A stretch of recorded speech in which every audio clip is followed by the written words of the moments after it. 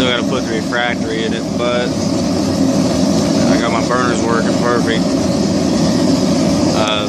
My sleeves there, the flares on it, it'll be up more. It's got to be like an inch above the ceiling of the refractory when I cast it.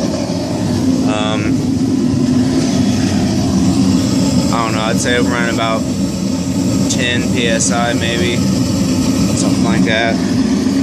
Before, whenever I had the burners out in my other video, it wasn't, this burner right here was not staying lit, but now that I got it in the forge itself, it's staying lit, and I wasn't able to get up to that much psi before without it going out. But now it's going pretty good. I'm satisfied with it.